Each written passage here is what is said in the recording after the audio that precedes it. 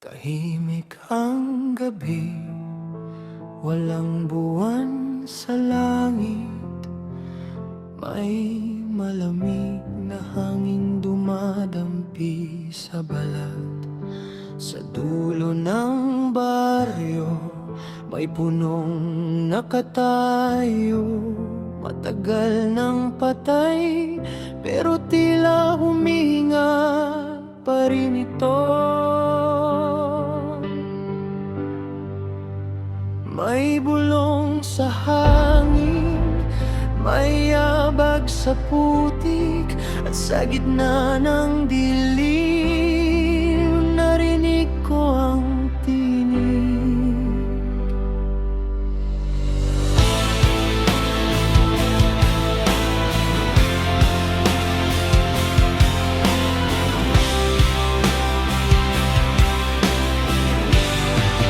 Sabi ng matatanda, huwag kang lalapit, huwag mong tatawagin ang mga nawala na.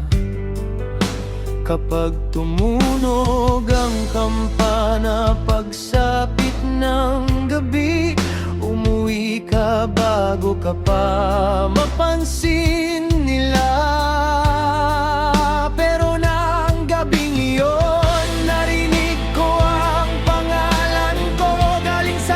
Sa likod ng lumang simbahan, akala ko'y hangin lamang na dumaan sa bintana. Ngunit may aninong nakatayo sa dulo ng akala.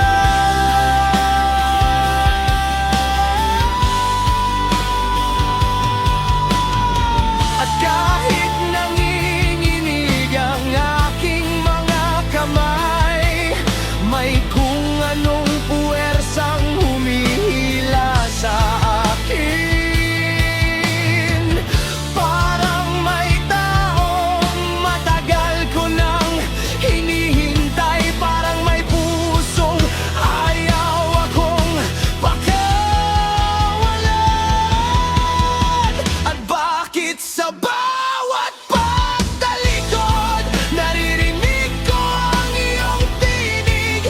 Parang awit mula sa ilalim, parang lihim na ayaw mamatay. Sa ilalim ng puno, hinihintay kita. Kahit sabi nila'y huwag nang pumunta, may dugo sa lupa, may luha sa mata, pero puso ko'y sa'yo pa rin kumakapit sinta.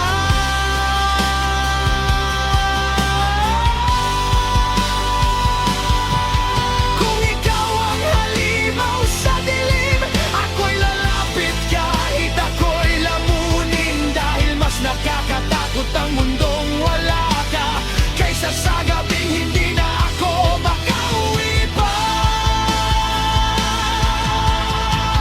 May mga kandilang nakapaligid sa altar, unti-unting namamatay sa pagdaan ko.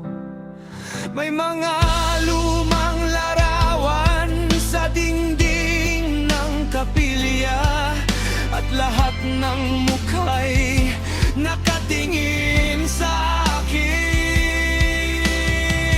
May isang larawan na hindi ko makalimutan, ikaw ang nasa gitna, nakangiti sa dilim.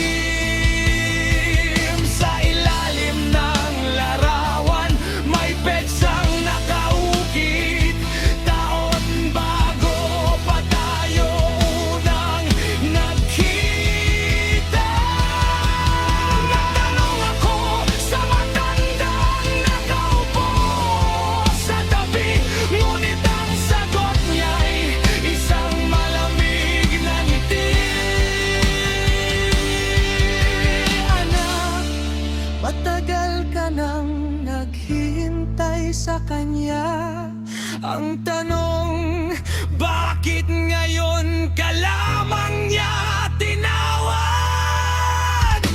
Biglang tumunog ang kampana.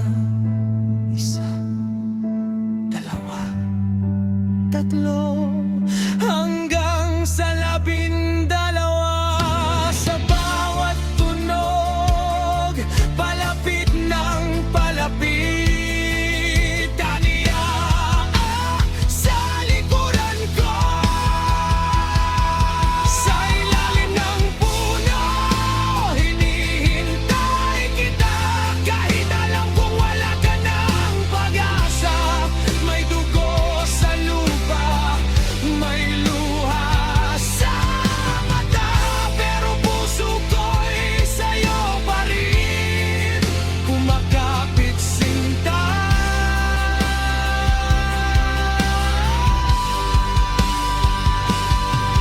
Kung ikaw ang halimaw sa dilim, ako'y lalapit kahit ako'y lamunin. Dahil mas nakakatakot ang mundong wala ka, kaysa sa gabing hindi na ako makauwi pa.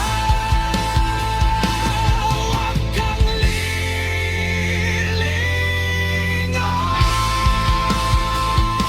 huwag kang lilingon. May nakatayo sa likod mo, huwag kang magsalita.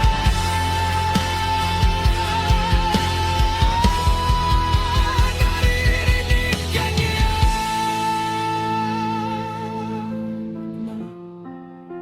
Ako'y tumingin,